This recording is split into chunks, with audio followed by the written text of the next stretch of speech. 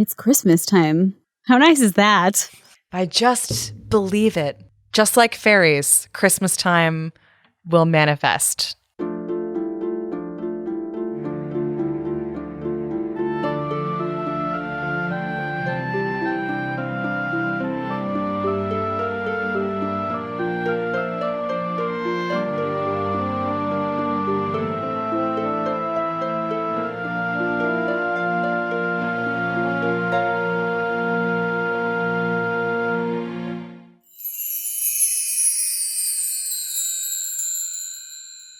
What's your favorite Yuletide ritual?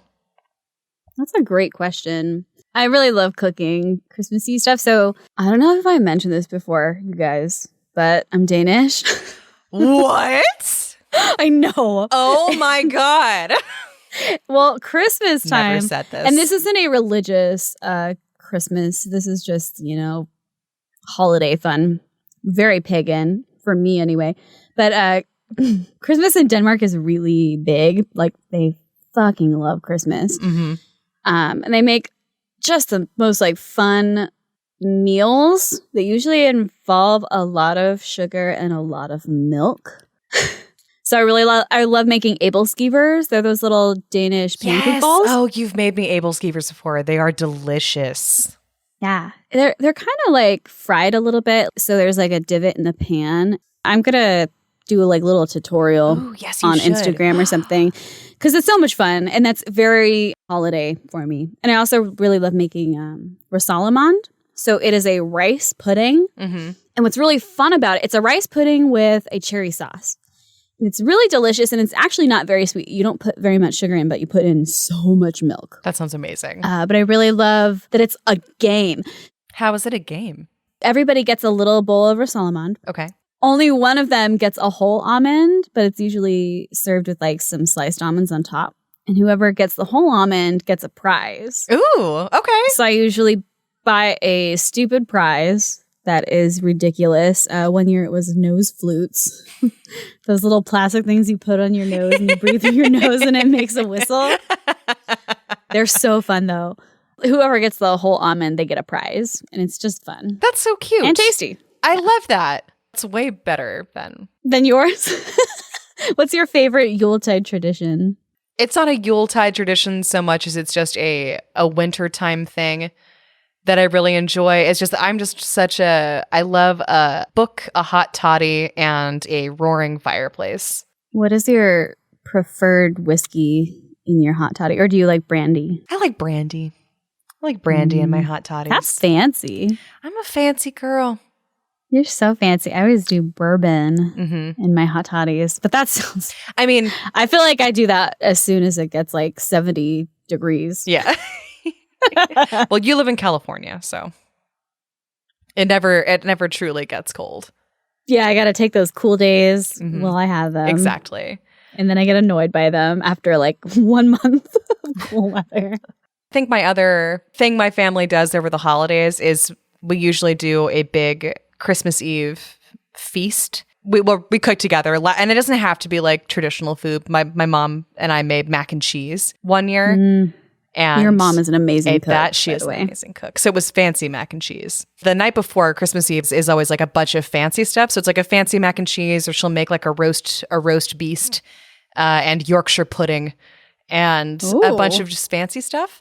And then the morning after, she cuts up a bunch of stale bread and a bunch of cheese and a bunch of bacon or sausage and some egg, and she'll throw that in the oven, and then we'll just have a lazy hodgepodgey casserole. Oh my God, that sounds and then amazing. We get hammered because my family drinks mimosas from dawn till dusk all day long on Christmas Day. And I want to come hang out with your family for Christmas so badly. You are literally welcome anytime, because my mother loves you more than me. No, I don't. Well, I don't think that's true. I can only hope, though, because that really does sound incredible. It's a good time, and it does snow in Pennsylvania where they live. Oh, fun! Yeah, it definitely doesn't snow in California, where Abbie used to live and where I currently reside. So, snow is just really magical and strange for us. No, I was a open-mouthed idiot the first winter that I lived in Maryland, and it barely snows in Maryland. Not at all like how it snows in upstate New York or Pennsylvania or anywhere that's actually like even the light dusting of snow we get from January to March in Baltimore still made me just go, wow, it's so pretty. It's everywhere. It makes the world look so clean. It is pretty. I, for like the first time ever last year, spent New Year's Eve in Tahoe. And obviously it was like snowing in Tahoe. And it was just amazing and just like incredible. And it's so pretty. Everything's just icy white and sparkling. And, you know, there are scary snowmen. I really love seeing snowmen. Why do people do that? I love seeing snowmen out in the wild. Like you're just driving through Tahoe and there's snowmen everywhere. Snow people. All over the place. Why? They're so fun. It's fun to see like different types. I don't know. There's something really special about the holidays for sure. It's a good time. It's just cozy. Well, and that's kind of the best part about it. It's cold outside, and so you snuggle up in all of your sweaters and your thick socks and your warm drinks. And it's just, I don't know. It's really nice. I love this time of year. It's the epitome of hygge. Yeah. Hygge is the Danish word for like cozy, comfy. I think most people know that by now, but I mean, honestly, I had no idea what it was. The first time you said that word to me, what? Yeah, it does sound it's really a nice. strange language. Hygge. Nothing is spelled the way it's supposed to be. Oh my gosh, no. I mean, I'm sure a Danish person would disagree, but yeah, to my English brain, it all looks wrong. From what I've read, even Danes are like, yeah, our language basically sounds like German, but you're speaking with a hot potato in your mouth.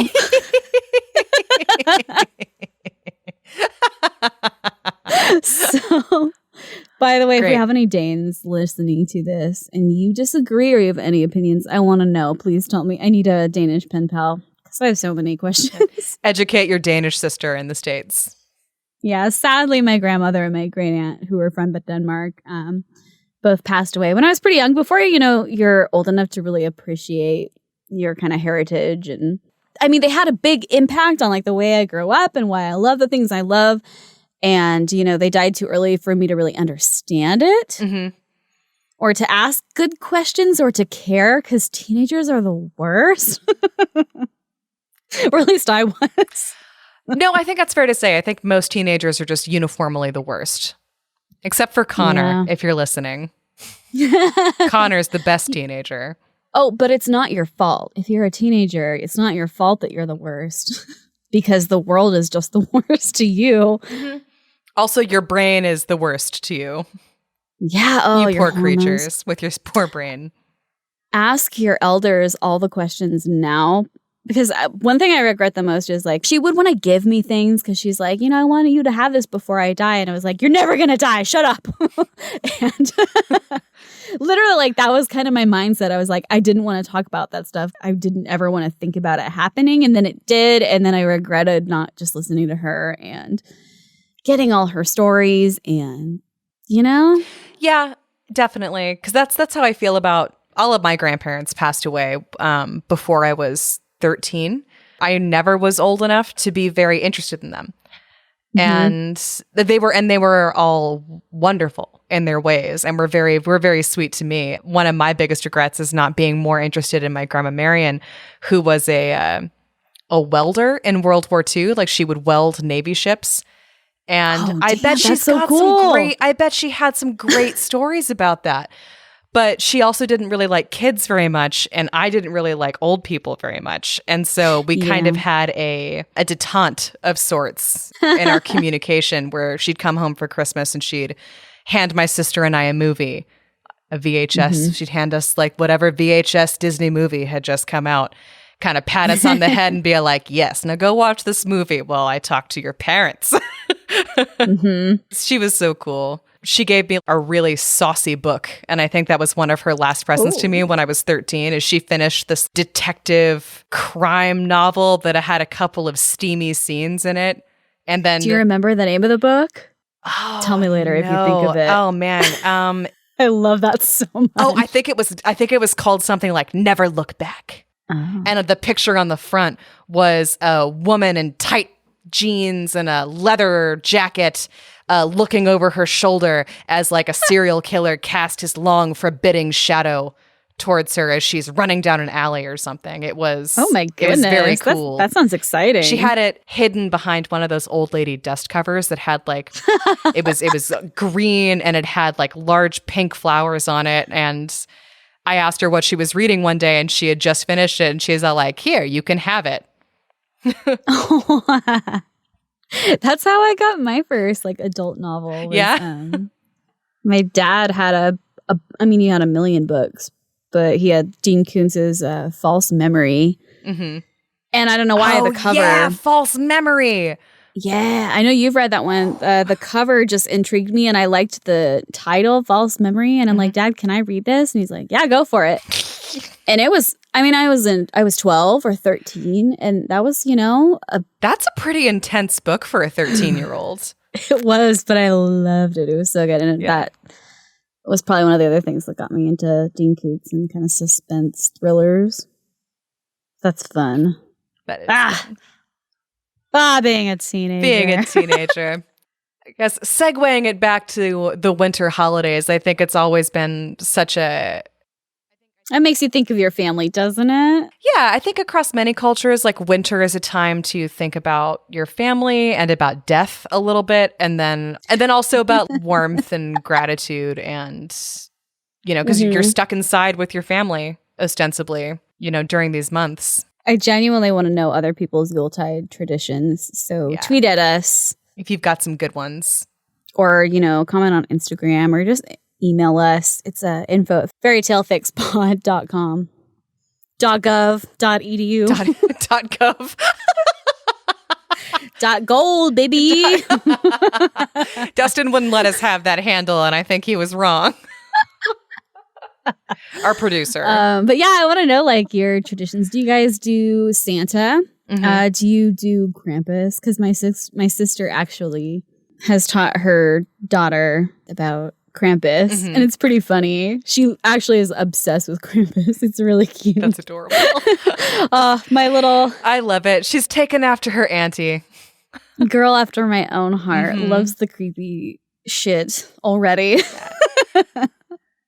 So, and that's just covering like the secular / Christian stuff. Mm-hmm. So if you've also got some Hanukkah or Kwanzaa things, or some pagan things, or some, I don't know, completely nothing to do with anything but winter stuff. Yeah, definitely. Absolutely. We want to know about it. Didn't we welcome the Holly King one year? Yeah, I usually celebrate the winter solstice. I do like a big pagan bash. At least I started to, but then everyone moved away.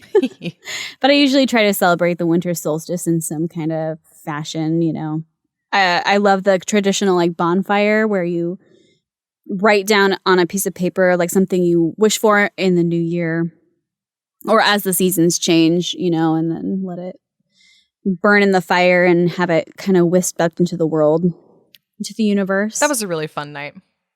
Yeah, it was so much fun. Yeah, and I think that's why I love cooking so much. You're not just doing it for you, you're doing it for other people, and you're kind of spreading your warmth and well wishes and just keeping people warm all year, and it's real cheesy. But in the best way. I know, I love it so much. It's the cheesiness that keeps us alive. I know. Especially when it's so cold and dark all the time. And I can't even imagine how this year is going to be with the pandemic. So we'll see. Yes. Well, speaking of the cold, dark, and, the perfect time of year for telling stories, you got a story for me? I do have a story for you. I actually looked up what is a good holiday-themed fairy tale. Okay. Because the only one I could think of was the Snow Queen, and I'm not quite ready to get into that territory yet, although I love that fairy tale. Well, yeah, because then we'd inevitably have to talk about Frozen, and we just did Mulan, so... I'm not ready to talk about Frozen. Yeah. But if you haven't read The Snow Queen, that's what Frozen is based on, and it is so good. Maybe next winter we'll do The Snow Queen. Yeah. I think next winter. I chose The Fir Tree by Hans Christian Andersen. Okay. Also because Danish people love Christmas time, so I'm not surprised that there was a holiday-themed fairy tale from Hans Christian Andersen. Mm-hmm. And it was written in 1844. And I've already told Abbie about this story just a little bit. So the fact that it is so depressing. I'm clutching my beer right now, just kind of like, oh God, what's going to happen? Yeah, so I read this and I messaged Abbie and was like, I don't know if I should do this one because it's so sad. And she said she absolutely wanted to hear it. I definitely want to hear it. And then I'm going to do one that is less sad, kind of.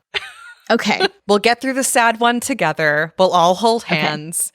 Okay. And then we'll have a slightly sillier one to end on a higher note. Okay. Oh, good. I'm so excited. I'm so relieved because I don't know anything about the Snowman. Excellent. So give me your 3 predictions for The Fir Tree. Knowing that it is sad and it was written by a Danish. I mean, it was written by the guy who wrote The Match Girl, which I genuinely can't think of a sadder fairy tale.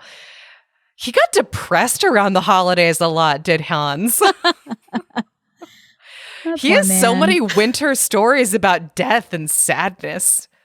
Oh, and I do have a couple historical facts about this, but I'm going to tell you afterwards because I think if I tell you now, it's going to give it away. Yeah, it's probably super relevant to how and why he wrote it the way he did. Okay, The Fir Tree. First prediction, it's about a wealthy Danish family.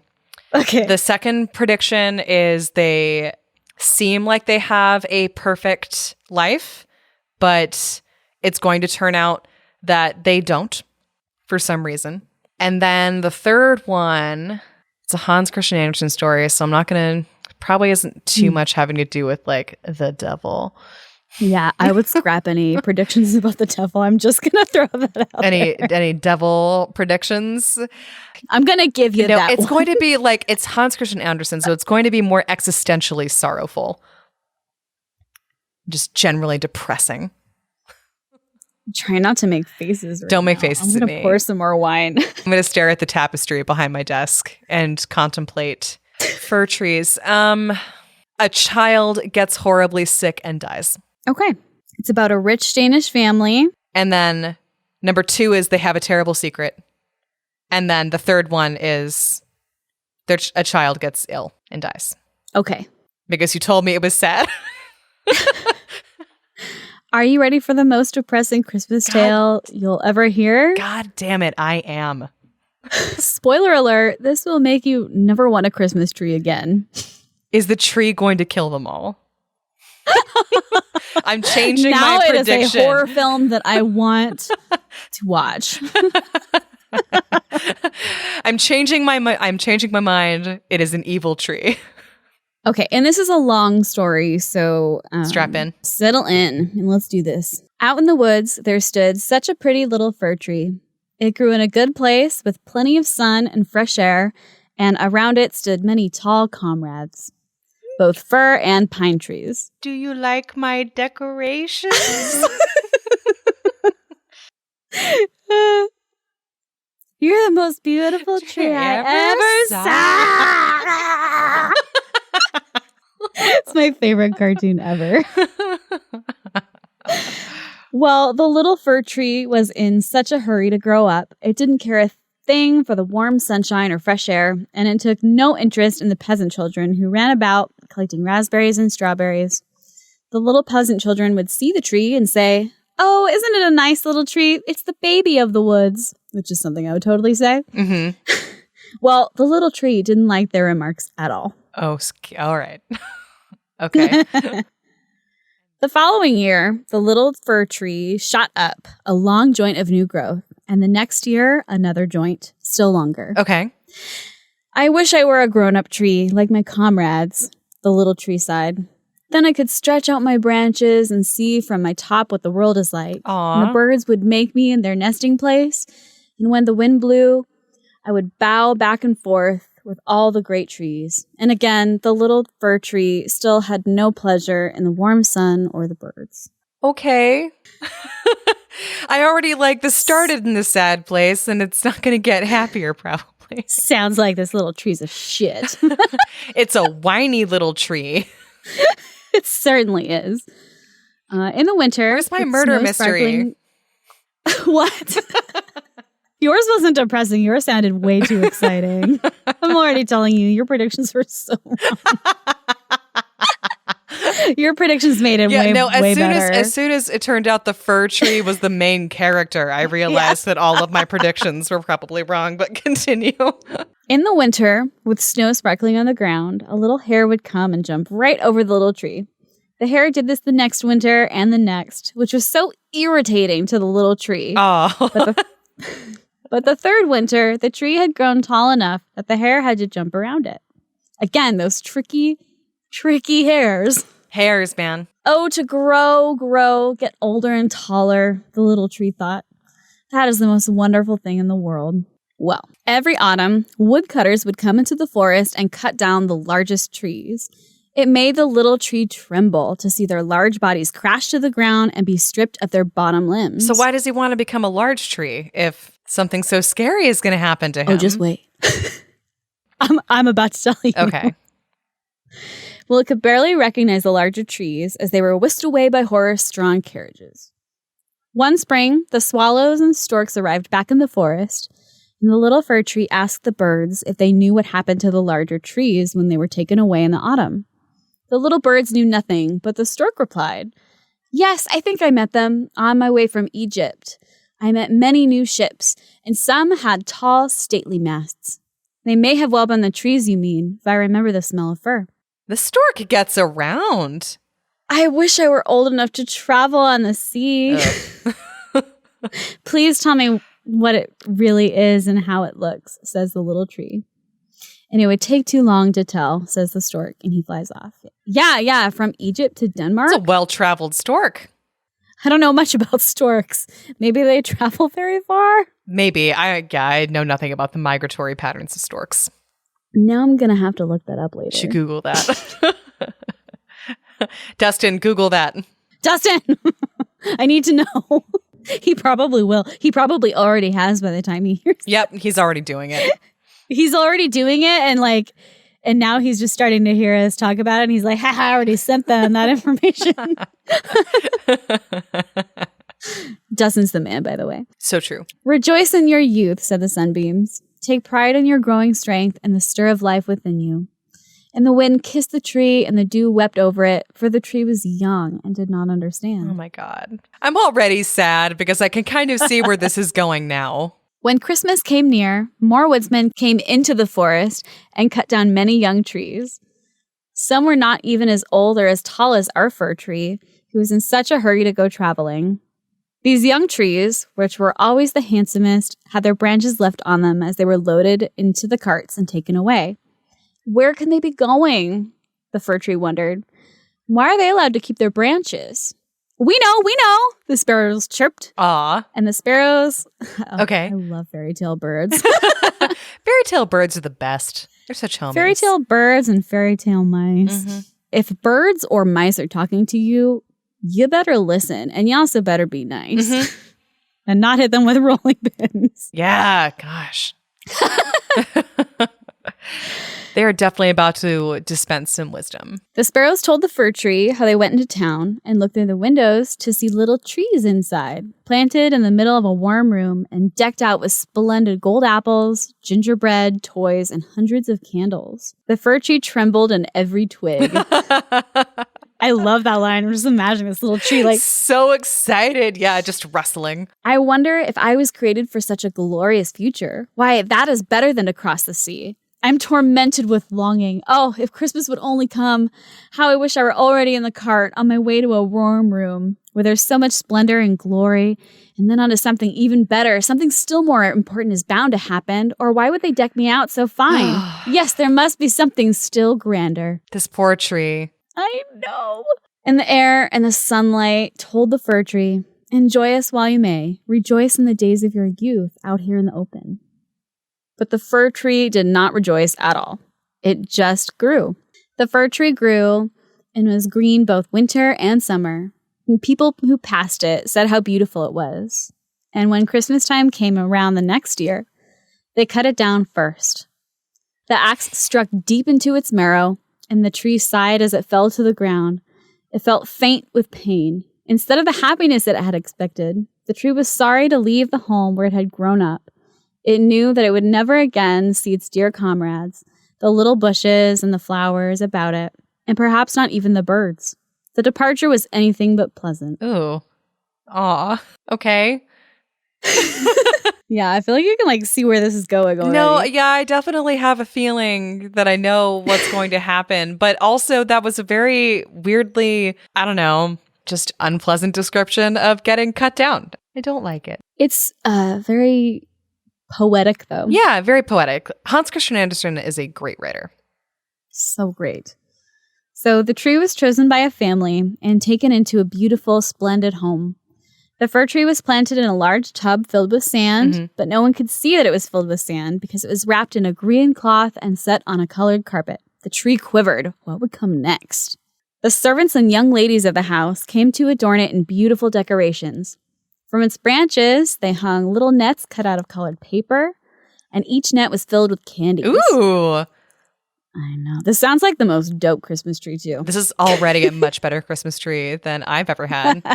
They hung gilded apples and walnuts in clusters as if they grew there, and hundreds of little white, blue, and red candles were fastened to the branches. How does that work exactly? I've always wondered about how you actually hang a candle on a Christmas tree without burning the tree down. I mean, that's how they did it back in the day.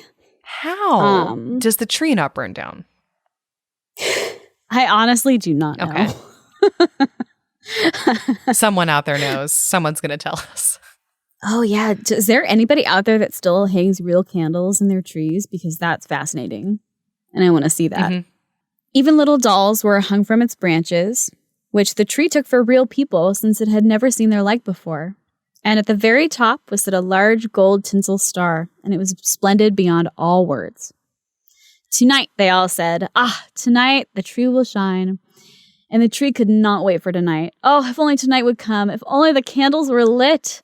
And after that, what happens after that? Will the trees come trooping out of the woods to see me? Will sparrows flock to the windows? Shall I take root here and stand in fine ornaments all winter and summer long? Oh, you sweet summer child. Okay. You sweet summer child. You sweet summer tree. You sweet, sweet summer fir tree. Because also, why would you think all the trees are going to come to see you when you have never uprooted yourself to come to see other trees? Because that tree is the prettiest, obviously. Oh, duh. Obviously. He's the most splendid tree that's ever been. When the night came, its candles were lit and was a dazzling splendor. The tree quivered, and every bough a candle set one of its twigs ablaze. It hurt oh my God. terribly. Mercy me, cried the young ladies, and the fire was quickly put out. The tree no longer dared rustle a twig. It was awful. Wouldn't it be terrible to drop one of its ornaments? Don't worry about it so much, I guess. A flock of children, and I just love that they call it a flock of children. Is that what you call a group of children? A flock? I'm going to from now on. Like a murder of crows, or a clouder of cats, or a complaint of Karens. A complaint of Karens. I've never heard that. That's so good. One of my coworkers said that to me the other day, and it was really funny. Oh my gosh, that's perfect. So a flock of children rush into the room, and they are stricken speechless at the sight of the beautiful fir tree. They danced around it and picked up the presents one by one, and eventually became distracted with their new toys. An old man sat near the tree to tell the children the story of Humpty Dumpty, who tumbled downstairs, yet ascended the throne and married the princess. Does Humpty Dumpty do that? I don't know. Should we do Humpty Dumpty? I think we should do Humpty Dumpty soon. I only know the first part about how he sits on a brick wall and then he has a big fall. And then he can't be put back together again. Yeah, that's all I know too. He marries a princess? I guess How is that possible if he can't be put back together again? We're going to have to, okay, I guess we're doing Humpty Dumpty next. Okay, well, we're doing the fir tree right now. The fir tree stood very still and had never heard such a tale as this. Yeah, Me neither. So Humpty Dumpty tumbled down the stairs yet married a princess? The fir tree pondered. Imagine! That must be how things happen in the world. Maybe I'll tumble downstairs and marry a princess too. Oh, now I want that to happen. Sweet summer child. King Fir Tree. I love this fir tree so much. Sweet idiot. The tree looked forward to the following day when we'd be decked out again with fruit and toys, candles and gold. All night, the tree dreamed its dreams, and the next morning, the butler and maid came in with their dusters. Now my splendor will be renewed, the fir tree thought. Oh. But it was taken upstairs to the attic and left in a dark corner where no daylight ever came. Okay, that is super sad, but also that seems quick to me. Does that seem quick to you? I'm going to out my family a little bit here that our Christmas tree went up the first week of December, and then it usually stayed up until March. Oh, yeah. We had a fake one. I'm sure if we had a real tree, it wouldn't last that long. But still, don't you usually keep these things around for a few weeks? It was also in 1844 and had real candles that had burned down all the way. And it was placed in sand. So I don't think they used to keep the trees in that long. Like, I don't think they planned on watering it. I guess if you were rich, too, and you could afford to have servants haul in the tree, decorate the tree, and then haul it back out again, then that would make sense. The reason we left it up until March is because it was really annoying putting it away. So we all put it off for a long time because we didn't have servants. So, yeah, plus I just love having a tree up. Just looks nice. Very pretty. Yeah. Yeah. And it smells good, especially if you water it. We should keep them up all year long. This little guy has the right idea, but unfortunately, he is stuck in an attic with no sunlight. What's the meaning of this? Thought the fir tree. What story shall I hear? And the fir tree dreamt of Christmas Eve for days and nights, but no one came into the attic. It's still winter outside, thought the fir tree. The earth is too hard and covered with snow for them to plant me now. I must have been put here for shelter until springtime. How thoughtful. How good people are. Only I wish it weren't so dark here and so very, very lonely. There's not even a little hare. And the tree reminisced and missed the days when the hare had jumped over him. Eventually, a few mice scurried by the tree. Oh, good, mice. Rushing in and out of its branches. It is fearfully cold, one of the mice said. Except for that, it would be very nice here, wouldn't it, you old fir tree? The fir tree scoffed. I'm not old at all. Many trees are much older than I am. The mice and tree spoke for a while, the mice being very inquisitive. The fir tree told them about Christmas Eve and when it was all decorated in fruit and candies. How lucky you have been, you old fir tree, the mice squeaked. And the tree insisted that it was not old, but that it was in the prime of its life, and its growing has been suspended at the moment. And with every sentence out of its mouth, the story gets sadder and sadder. Exactly. The fir tree then told the old mice of Humpty Dumpty, and the mice were very interested in this story, and they listened with great detail. The fir tree remembered every word and told it spectacularly. A couple nights later, the mice returned with a couple of rats who wanted to hear another story. Is that the only story you know? The rats asked, unimpressed. Only that one, the tree answered. I heard it on the happiest evening of my life, but I did not know then how happy I was. And the rats called the story silly and left, and this made the mice very sad, and they left as well. Rats are more worldly than mice. They sound like they're assholes, and the mice are like really sad that they couldn't impress their rat friends. I am a rat expert because I live in Baltimore now. Are there a lot of rats in Baltimore? So many. It's actually something this city is jokingly known for. The tree sighed. Oh, wasn't it pleasant when those little mice sat around and listened to all that I had to say? Mm-hmm. Now that too is past and gone, but I will take good care to enjoy myself once they let me out of here. One day, maybe a month or so later, while there was still snow on the ground, the servants came to clean out the attic and threw the fir tree hard onto the ground outside. Now my life will start all over, thought the fir Kelsey, tree. is he going to get chopped up into firewood? That's what's happening next, right? It felt the fresh air and sunbeams strike it as it was taken out into the courtyard. Now I shall live again, the fir tree rejoiced, and tried to stretch his branches, but they were brown and brittle. The tree was tossed into a corner among the weeds and nettles. The star that was still tied to its top sparkled bravely in the sunlight. Children passed by the tree, and one said, "Look at that ugly old Christmas tree," and stamped on its branches until they cracked beneath his shoes, and he took the gold star. Kids are mean. The tree saw beautiful flowers blooming in the garden adjacent to the courtyard, and saw itself and wished it had stayed in the attic alone. It thought of its young days deep in the woods, and of the merry Christmas Eve, and thought of all the little mice when they were so pleased when it told them the story of Humpty Dumpty. "My days are over and past," said the poor tree. "Why didn't I enjoy them while I could? Now they are gone, all gone." A servant came to chop the tree into little pieces and heap them together and set them ablaze under a big copper kettle. The tree moaned so deeply that each groan sounded like a muffled shot. With each groan, the tree thought of a bright summer day in the woods or a starlit winter night.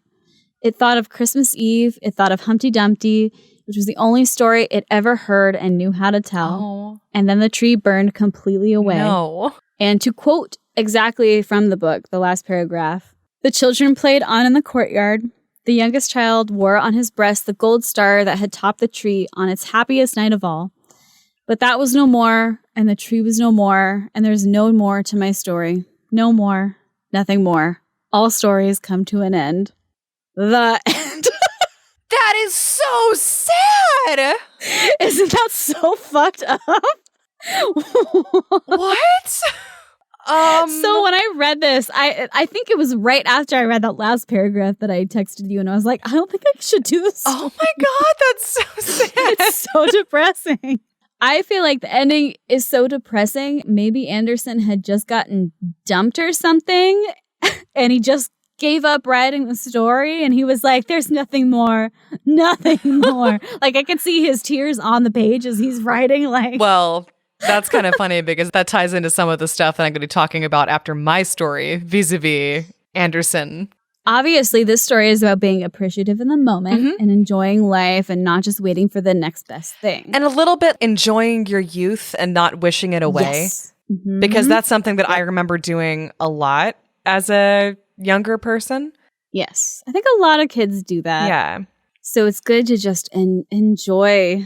Oh my God, the story is so sad. Yeah. According to Wikipedia, a scholar named Jackie Wolfschlager, a biographer of Andersen, indicates that this is the first of Andersen's fairy tales to express a deep pessimism, suggesting not only the mercilessness of fate, but the pointlessness of life itself, that only the moment is worthwhile. Wow. And she suggests that this could be an expression of existential doubt, like in his deep Christian faith. From what I read on Wikipedia, she said it is a complement to the tale The Snowman, which I recommended to Abbie without reading. You want to do The Snowman? Yeah, no, and that's why that's the story that I'm doing. We'll talk about this more after I've done my story. Yeah, I know nothing, absolutely nothing about The Snowman. Okay, good. Was that not the most depressing Christmas tale you've ever heard? That was extremely sad. I feel like I should have just said a child dies as my prediction as opposed to get sick and dies, because I do feel that a child died. I feel like most of your predictions were wrong. They were all wrong. There was no terrible secret. It was a rich family because they had a full courtyard and servants, but it wasn't about a rich family. It was about the fir tree. This makes me never want to get another Christmas tree in my life. I love the idea of Andersen writing it like just kind of in a pit of self-pity or whatever was going on with him at the time. And just being like, everything sucks. That last line, but that was no more, and the tree was no more, and there was no more to my story. No more, nothing more. All stories go to an end. Then the fir tree got chopped up into firewood and died. And that's the end. What's your fix?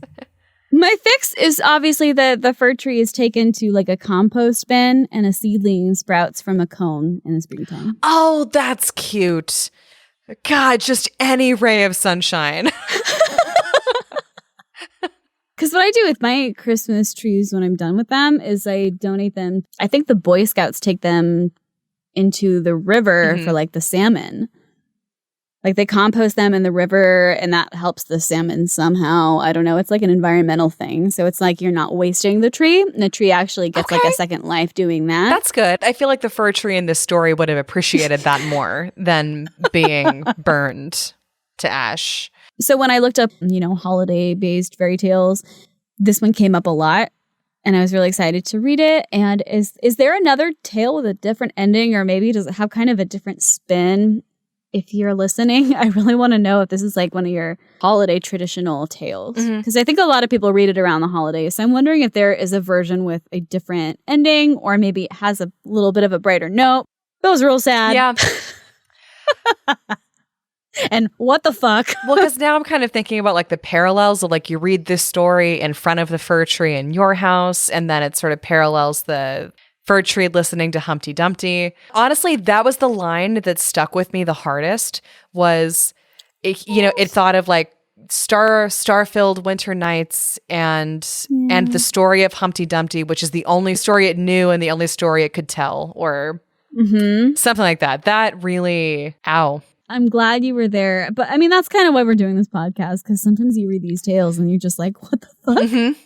Well, because that's also one that I never would have read on my own. Honestly, I'm glad that you suggested me reading The Snowman, because typically I'm very uninterested in Christmas stories. I didn't even really enjoy A Muppet Christmas or whatever one they did with like Ebenezer Scrooge or whatever. Oh, with Michael Caine?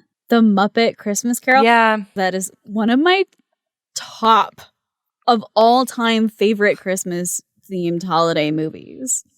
And I know, again, we're going really Christmas. That's our culture. We're too white, of the most generic sort. Yeah. Not particularly religious, but definitely raised in sort of a secular Christian adjacent upbringing for me, and then actual Christian upbringing for Kelsey. But so sorry. A lot of our stuff is very Christmas focused, but that's what we know. Yeah, actually, if anybody has any different holiday themed tales that would be good to talk about around this time, I would love. Or anything that's coming up, too. Any holidays that we might not know about. We'll do the Maccabees next year or something. Yeah, that'd be great. So I'm going to be reading you The Snowman. It's also by Hans Christian Andersen, but it was published a lot later than yours. It was published in 1861. So a couple decades have passed since the first... 20? Yeah. Years later. Yeah. So he's in a different place. He's in his middle age. He probably has a new boo.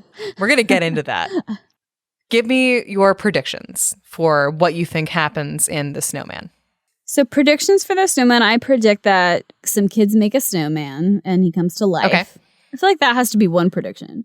His name isn't Frosty, but if it is... Is that your second prediction? No. Okay. What if it's a snow woman and her name is Janice and it's about his ex that obviously dumped him right before he wrote The Fir Tree? Gosh, okay. I'm kidding. Okay. So it's your prediction, to be clear, is some kids build a snowman and he comes to life. And actually I need to make it more vague because I want points. So just a snowman comes to life. I don't know who makes them. That's not my business. Okay. Go on. That's not my business. I definitely predict that he melts. And my predictions aren't in order, but like definitely that snowman melts and there's nothing more. No more. And there's no more to this tale. Okay. Every story comes to an end. Andersen was in such a good place around the holidays every year, clearly. Gosh, I feel for him. The holidays are really hard, guys. So just take it day by day. And yeah, everything comes to an end. But, there's a lot of good stuff in between, like the sunbeams. Yeah. And the starlit winter nights and the hair that you think is a jerk, but really they just want to be your friend. Even though those people can be exhausting. Okay, sorry. Third prediction. Give me a third one. I'm so focused. I'm not trying to delay this at all. I guess my third prediction is that... Can I predict that there is I don't know what it is, but that there is a happier, more Christian element, spiritual, religious element, happy ending? Can I predict that? Yes, you may predict this. Okay. I will allow it. Because it's wrong. But that is my guess. Okay. There is a snowman that comes to life. He melts away. and it's sad sort of, but also that there is a sort of Christian religious element that makes it kind of a happy ending. Those are my three. Okay. So here we go. The Snowman by Hans Christian Andersen, written in 1861. "It's so bitterly cold that my whole body crackles," said the Snowman. "The wind can really blow life into you. And how that glaring thing up there glares at me." He meant the sun. It was just setting. "She won't make me blink. I'll hold on to the pieces." I love this snowman Me already. too. He sounds He's sassy. a sassy snowman. The pieces were two large triangular pieces of tile, which he had for eyes. His mouth was part of an old rake, hence he had teeth. He had been born amid the triumphant shouts of the boys and welcomed by the jingling of sleigh bells and the cracking of whips from the passing sleighs. That sounds a little terrifying. It does. The teeth thing. Yeah, I know. I thought the teeth was also a terrifying touch. Is that how people make? I thought that you made pebbles and you like shoved. I am by no means a snowman making expert because I grew up in California and then I moved to Maryland where like if there's a dusting of snow on the ground a couple of times a year, we're like, oh wow, that was a heavy snowfall this year. So if you put parts of a rake as a snowman, do you have to take wire cutters and clip the ends of the rake and then his teeth he looks like he's got a bunch of fangs? I hope so, because that makes us a much different story. If he's a Somebody scary send us a snowman. picture, please. Please. Someone find us a picture of a classic snowman. A fun contest that you get nothing for except my highest praise is send me the scariest snowman photo you possibly can, and I will, you know what? I don't even care. I'll send you stickers or something. Yep. You get stickers I want a and maybe contest. like a regram out of it. Scariest snowman you've ever seen or made. Made Go. would be preferable. Okay, anyway. I really love how the story starts out in media res. It's just, bam, we're already in the middle of the story. There's no lead up about who the snowman is, where he is, who made him. There's just a snowman here, and he's got beef with the sun. Don't they all? I feel like that's very fair. I feel like the sun is the snowman's natural enemy. So that makes perfect sense. This snowman's beef with the sun lasts all day and then on into moonrise, and he thinks that the moon is also just the sun again, come back to continue to taunt him. Very suspicious. He's a very suspicious snowman. He's just railing with his little stick fists raised against the sky. And he's still bitching about the moon and how much he'd like to move away from the moon when the old watchdog in the yard pipes up to explain that the moon and the sun are in fact different things. Shut up. Don't tell me about true stuff. Don't tell me truth I don't facts. want to know truth facts, dog. So the dog explains that the moon and the sun are two different things. And this old boy, he is hoarse from the book says that the dog is hoarse from a lifetime spent lying under the stove inside the house, but now the dog is outside the house. I don't know why lying under the stove makes the dog hoarse, and the story doesn't explain, but he can't really work up a proper bark anymore, so he just shouts away, away every other word. Because it's like hot and dry under the stove? Maybe. And dusty? You know, There's a lot of take dust that. under my stove. So the dog says, "You don't know anything at all. But then, of course, you've just been put together. The one you are looking at now is called the moon, and the one who went away was the sun. She will come again tomorrow, and she will teach you to run down into the ditch. We're going to have a change of weather soon. I can feel it in my left hind leg. I have a pain in it." I love this dog. I know, this dog is amazing. The dog is my favorite character. And full of wisdom. He's a very wise honestly. old dog. He tells the snowman there's going to be a change in the weather and he can feel it in his bones. And the snowman thinks, I have no idea what you're talking about, dude, but okay. It turns out that the dog is in fact quite right. The weather does change. The very next morning, it gets misty and then very cold, and then it snows.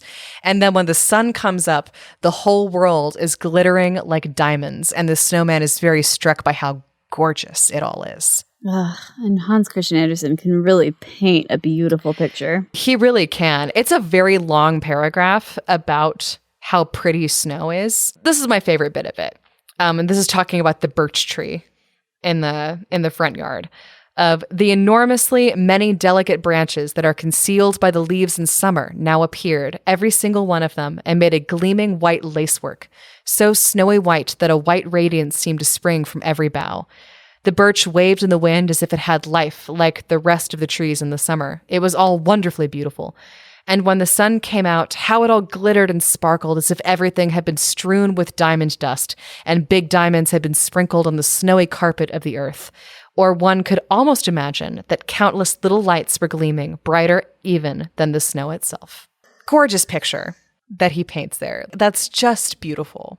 And the snowman... So beautiful. Such a way with words. Really appreciates it. Yeah, and yeah, Hans Christian Andersen is, for whatever his faults may have been, and I'm just going to continue butchering it and making cheap jokes. That's why we're here. Yeah, that's what we're here to do. Out into this beautiful snowy morning, a young girl comes out into the garden with a young man, which, a little bit. She's referred to as the young girl and he's the young man, and they're a, young couple. It just bugs me. So instead of the young woman and young man, or just the young couple? Or the young couple, or the young girl and the young boy, or whatever. It's just, there's a man and there's a girl. There's a couple. Let's just pretend they're both young men. Yeah, there we go. Yes, that is a great fix for this story. Or young girls. Just, or just them. You don't even know. Whatever. Who cares? That's not important. There's a young couple, and they...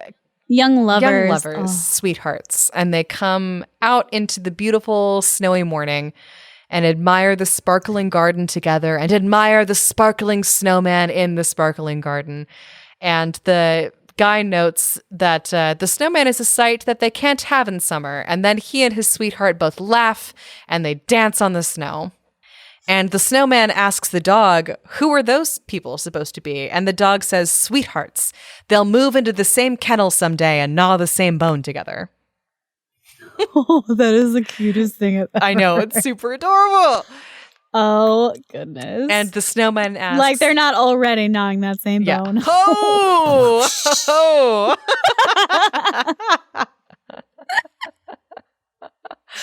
Wow. Okay. Anyway, that was also my first thought, but yeah. They're already we're very mature adult women. Oof. The snowman asks the dog, but are they as important as you or I? That seems like a rude question. It is kind of a rude question. He's a snowman. What does that snowman know? The snowman knows nothing. He is... Yeah, obviously. He thought the moon was the sun. Fuck that guy. He is Jon Snow levels of nothing knowing. Don't even get me started. Okay. So then the dog proceeds to tell the saddest story ever. Was it the fir tree? No, it wasn't the fir tree. I wrote that note before I heard your story. It is still a pretty sad story, which unfortunately I think both you and I and anyone who's ever worked in an animal shelter has heard just a million times before. Oh, of course the dog tells that story. Yeah. The snowman asks the dog, how do you know all these people and why are you chained up outside in the cold? And the dog says, they used to tell me I was a pretty little puppy when I lay in a velvet-covered chair up in the master's house or sat in the mistress's lap. They used to kiss me on the nose and wipe my paws with an embroidered handkerchief. They called me the handsomest and little pupsy wupsy. But then I grew too big for them for me to keep, so they gave me to the housekeeper. It's just a classic, someone bought their partner or their kids a puppy for Christmas. And the puppy was cute for a while until the puppy got big and started being a puppy, but now like too large for its puppiness to be cute anymore. And instead of like training the dog, they decided to give it to the housekeeper. I feel like this is extremely unfair that it's called the snowman and now we're talking about animal welfare, which, as Abbie mentioned, we both worked in a shelter and it is the absolute... I only worked there for 9 months and it is like the hardest job I've ever had. It sucks. It's awful. I worked there for 2.5 years and like super rewarding too. Like it's definitely got its moments. Yeah. But we all have a lot of opinions and stuff about shelter, but I also have very strong opinions about, if it's not the right dog or cat or animal for you, also you shouldn't always feel terrible about giving it away because sometimes it makes sense. Yeah, sometimes it makes sense, but it's also why we would deny people Christmas adoptions for exactly this reason. Oh my God, I hate this fucking story already. Okay, anyway, so the dog, the story isn't really supposed to be about the dog. It's about the snowman, but we're really lingering on the dog. Fuck the snowman. Stupid snowman. This dog is a sad story. Anyway, so they give the dog to the housekeeper, and the dog lives with the housekeeper for many years. And the housekeeper takes good care of it, and the dog is more or less fine with his new situation. He's got a warm little space by the stove to curl up and stay warm on cold winter nights, and he gets a lot of food, and he's pretty well taken care of. Good, as dogs should be taken care of. Yeah, dogs should be well taken care of. And he says, I had my own cushion, and then there was a stove, which is the finest thing in the world at this time of year. I crept right under it so that I was out of the way. I still dream of that stove sometimes. The snowman says, does a stove look so beautiful? Does it look like me? Does it look like me? And the dog says, it looks just the opposite of you. It's black as coal and has a long neck and a brass stomach. And it eats firewood, and the fire spurts from its mouth. It eats the fir tree. An old-timey stove is actually kind of beautiful. Yeah. Though. It's very comforting and cozy and hygge. And very hygge. Although it's very hygge. I think I remember. Did you ever watch the Beauty and the Beast Christmas special? Yeah, I definitely did. I think there was a really angry stove. Yeah, that's scary. In that classic old style. So that's what I think of when I think of an old I bet stove. Kids were, but I like scary stuff. So there you go. It looks like it has teeth and it has flames coming out of its face. So obviously Kelsey thought that thing was great. It's the best. Oh boy. Anyway, so the dog is describing the stove to the snowman. You must keep beside it or underneath it. It's very comfortable there. And he says that the snowman must be able to see the stove from where he's standing out in the yard because it's, the stove is in the basement and there's a little basement window and he should be able to see through. And so the snowman looks and he sees a brightly polished thing with a brass stomach and fire glowing from the lower part of it. And a very strange feeling swept over the snowman. He didn't know what it meant and couldn't understand it, but all people who aren't snowmen know the feeling. The snowman asks the dog, why did you leave her? Because it seems to the snowman that this lovely thing must be a lady stove. Oh my God, the snowman has a crush on the stove. Yeah, that's the feeling that the snowman has that all non-snowmen know. Is this going to turn into some weird anti-feminist, I hate women? No, but it is going to be weird. Okay. It's not going to be. That's the feeling. It's not going to be weird like that, but it is going to be weird. Okay. Good. I'm excited. Not the kind of weird that's going to make us upset and want to turn all of this off. Okay.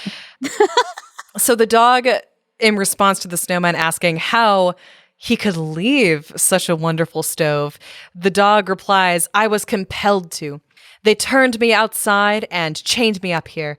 You see, I had bitten the youngest of the master's children in the leg because he kicked away a bone I was gnawing. A bone for a bone, I always say.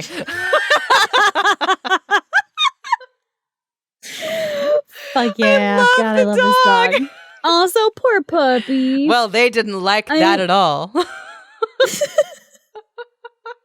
That actually reminds me of, I forgot to read this bit, when the snowman asks the dog who the young couple is and asks the dog if he knows them. In addition to saying the dog says they're sweethearts, the dog also says, of course I know them. She pets me and he threw me a meaty bone once. I don't bite those two. Oh, I love this dog. Me too. So this dog is very wise. He's a wise old dog. And he's very sassy, and I love it so much. What kind of dog do you imagine this dog to be? Something kind of large and wiry. Me too. I'm totally picturing just a mutt. Yeah, a wiry, but a big mutt with wiry hair and maybe a little beard. Yeah, I can totally see a little beard, but something sort of fluffy to live out in the snow. Yeah, definitely a terrier of some kind, but a big one. Honestly, I kind of just picture Tramp from Lady and the Tramp. I have been thinking about Lady and the Tramp, but I'm trying to talk about Disney. I know, we've been talking about Disney so much. Well, Disney kind of has like a, fairy tale. Yeah, and they've got a stranglehold on sort of our cultural fairy tale zeitgeist. So I feel bad about talking about it so much, but also like I think that's how most of us grew up.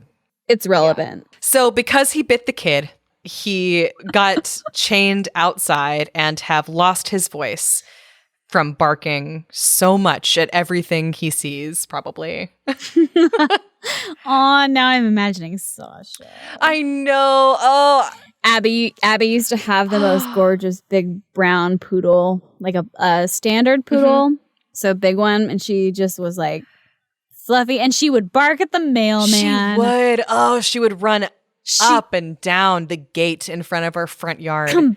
Bounding, but like in the happiest bark. Okay, that's exactly who I'm imagining in the story. Anyway, so as much attention as we've paid to the dog, the snowman has not been listening at all to the dog's sob story. But he's like real into this. He is very into the stove. So he is still peering into the housekeeper's basement room where the stove stood on its 4 iron legs, just about the size as the snowman himself. Opposites attract. Hell yeah, they do. He thinks to himself, what a strange crackling there is inside me. I wonder if I'll ever get in there. That's an innocent wish, and our innocent wishes are sure to be fulfilled. It is my only wish, my biggest wish. It would be almost unfair if it wasn't granted. I must get in and lean against her, even if I have to break a window. The dog. Even if I have to break a window with my big snowy body somehow. With my scary rake teeth. Relatable. Super relatable. The dog says, you'll never get in there. And if you go near that stove, you'll melt, idiot. Yeah. Listen to the dog. And the snowman sighs, I'm as good as gone anyway. I think I'm breaking up. And all day long, the snowman stands there and he looks through the window. And at twilight, a mild glow comes from the stove. Not like the moon, that horrible, hideous, stupid moon. But just the glow of a stove that has been well filled. And he's just tantalized. Everybody's got a type. And the stove is the snowman's type for sure. He says, I can't stand it any longer. How beautiful she looks when she sticks out her tongue. This is so romantic compared to the last story. HCA wrote some weird shit. What did you tell me to read? You found me some like snowman / stove porn, and I'm You know what? That is what a very fancy autobiographer recommended. Yeah. Or said it was a compliment. A professional biographer / folklorist. I'm just glad Hans Christian Andersen finally found his sexuality instead of just being sad about life. Just wait, hang on. I've got so much to talk to you about that on that score. The night lasted forever, but it didn't seem so long to the snowman because he stood lost in his own pleasant thoughts.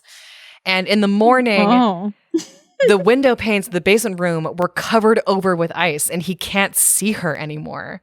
And which is bullshit. It was just the sort of weather a snowman should most thoroughly enjoy because it's very snowy out and very cold, but he didn't enjoy it. Indeed, how could he enjoy anything when he was so stove sick? I'm reading verbatim from the text here. Oh my gosh. This is definitely raunchy for Hans Christian Andersen. Yeah, he was mad horny when he wrote this story. Very horny. And the dog is just watching all of this, just flabbergasted. This is a terrible sickness for a snowman, says the watchdog. I've also suffered from it myself, but I got over it.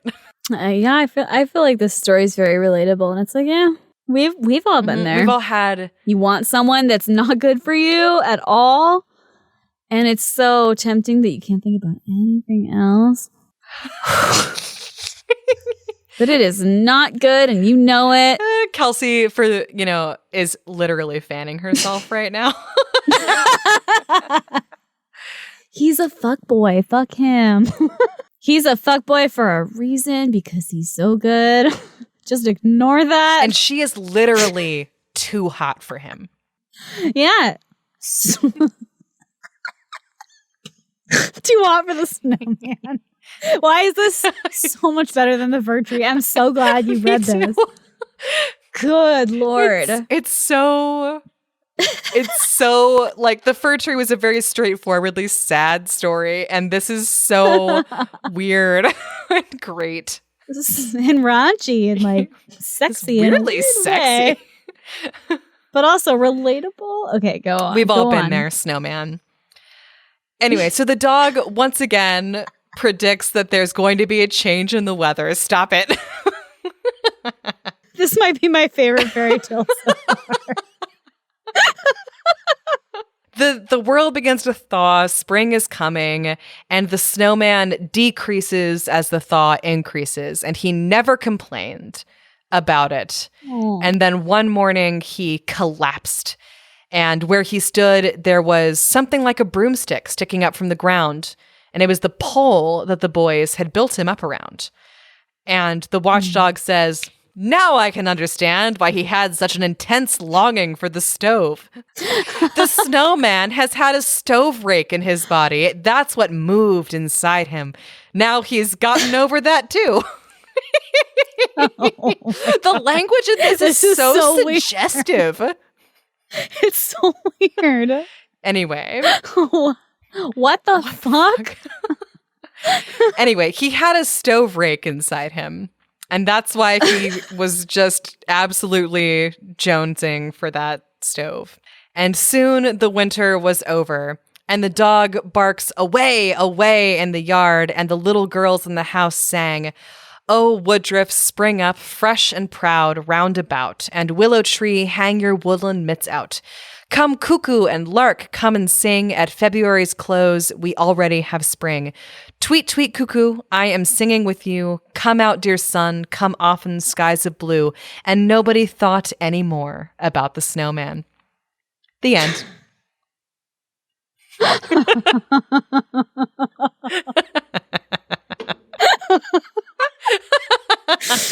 Oh my God. That's just it. That is my pure reaction. It's just like awkward Silence. Hans, what's That up, dude? was a story that he wrote. What was on your brain? I love this so much.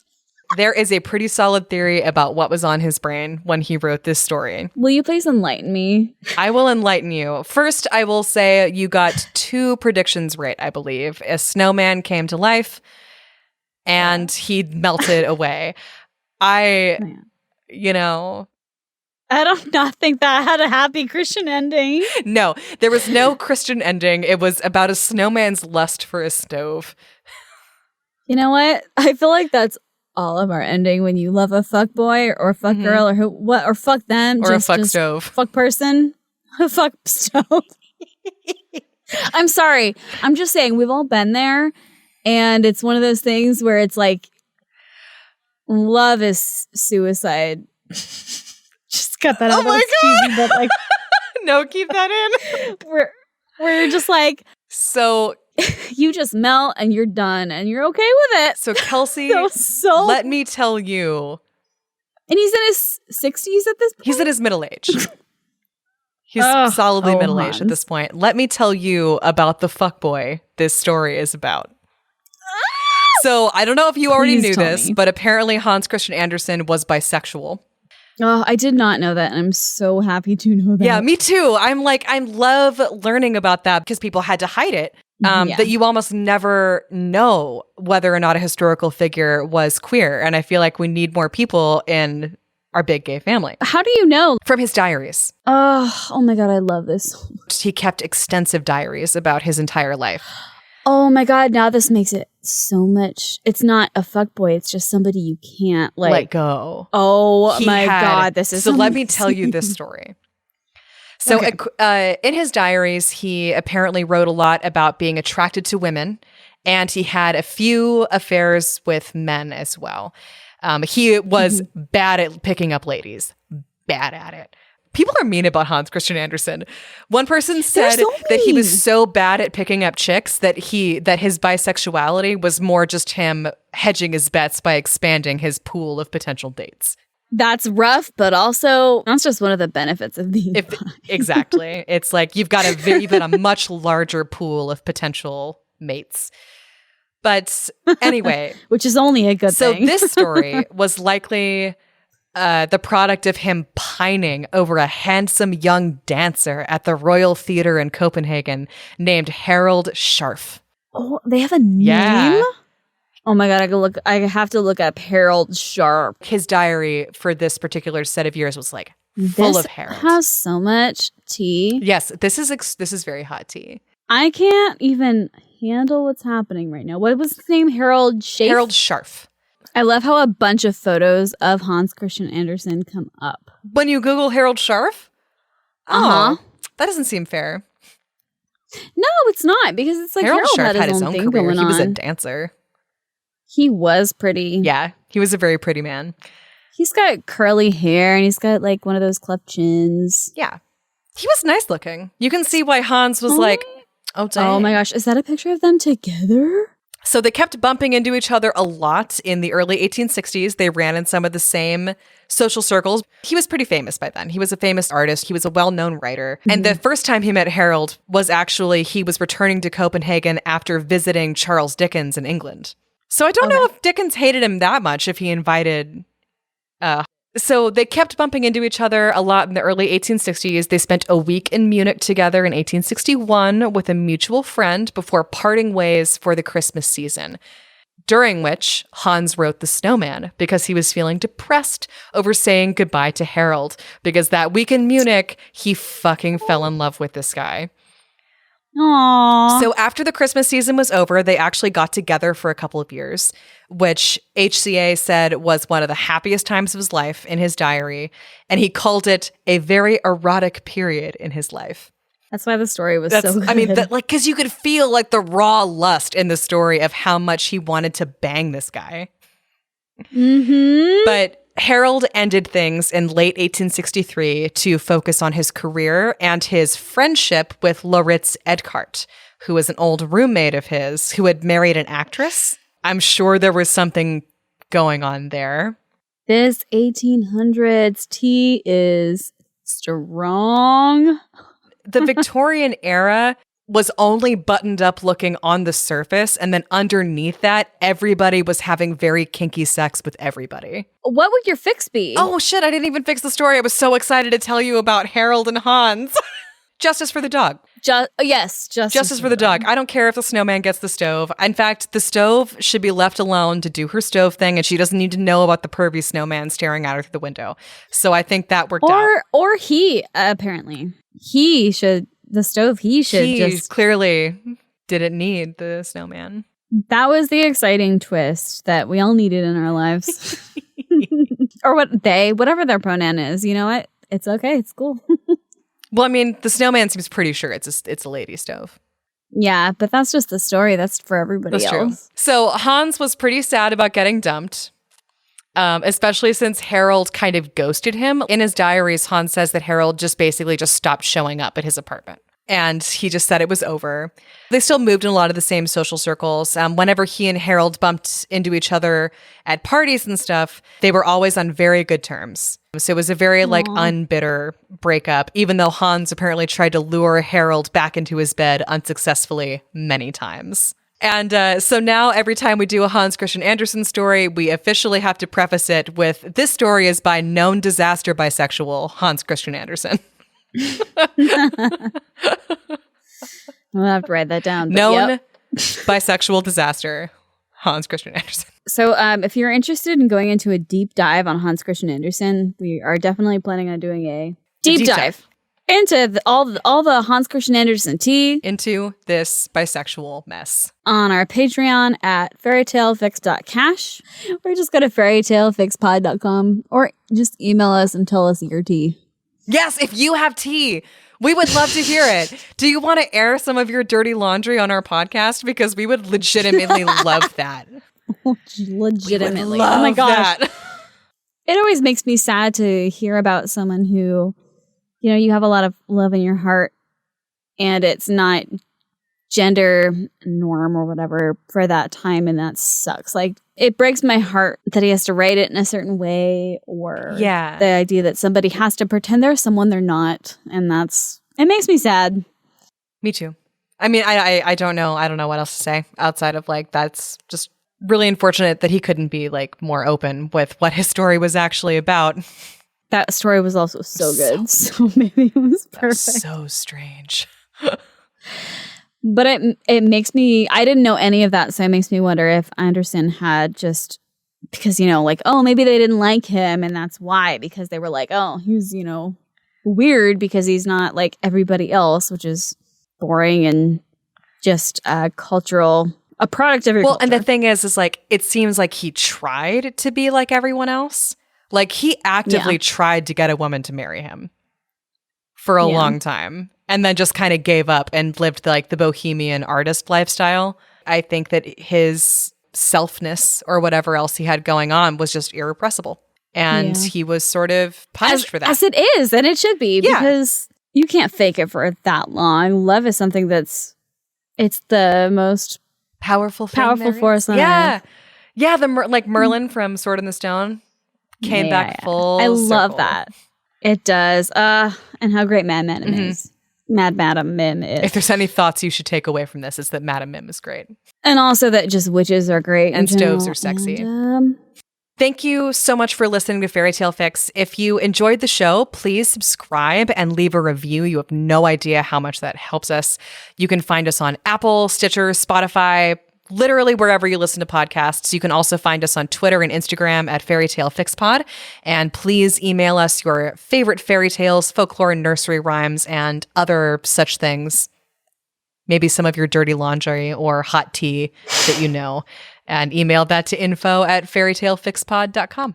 And the fir tree was taken to the compost bin, and a seedling sprouted from a pine cone in the springtime. And the old watchdog was seen by a loving family from the street, and they thought that it was so sad he was there, so they struck him free of his chains and brought him to their house, where he got his own cushion and a place by the fire. And they lived happily ever after. The end. The end. The end. The end. The end. The end. The end.